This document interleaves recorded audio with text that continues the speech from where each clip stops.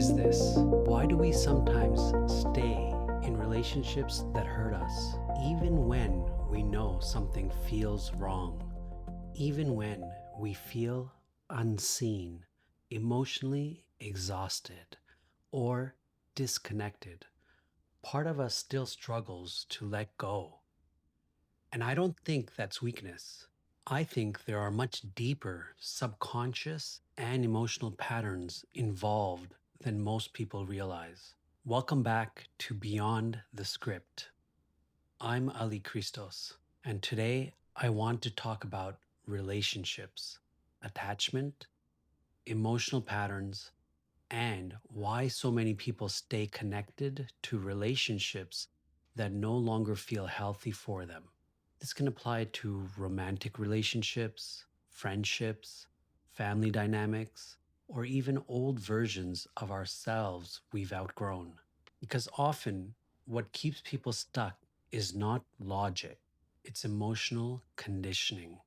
I think many people assume that if something hurts enough, people will naturally walk away from it.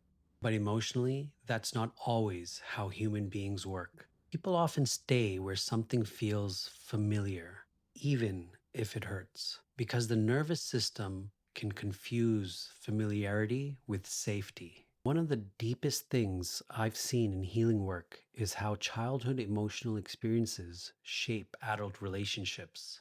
If someone grew up needing to earn love, walking on eggshells, feeling emotionally unseen, becoming the caretaker, or learning that love felt inconsistent, those patterns often continue unconsciously later in life.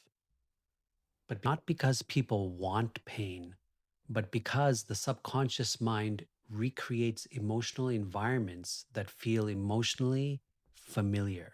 A lot of people stay in painful dynamics because the fear of losing connection feels even more painful than the relationship itself. So people overgive, over-explain, people please, abandon their own needs, or stay emotionally attached long after something has become unhealthy. Not because they're weak, but because somewhere internally their nervous system learned that connection equals survival.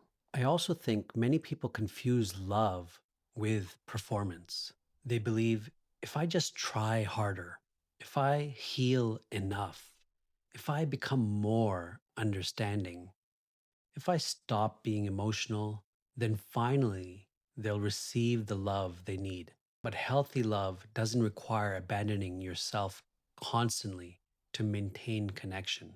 One thing I think people don't talk about enough is emotional loneliness inside relationships.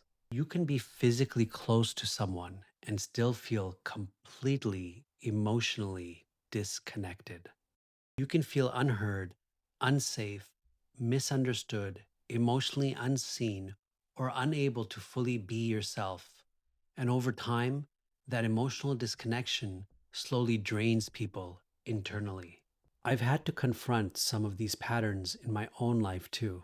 Wanting approval, avoiding conflict, trying to hold things together, trying to fix dynamics emotionally.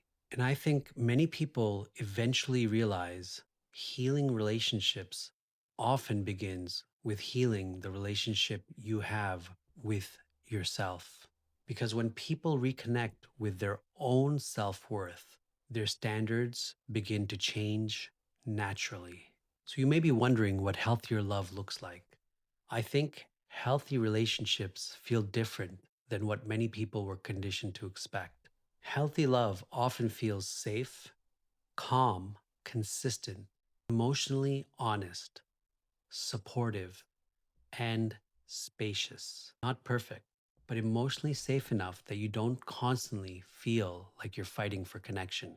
Sometimes the hardest part of healing is realizing that love was never supposed to require losing yourself.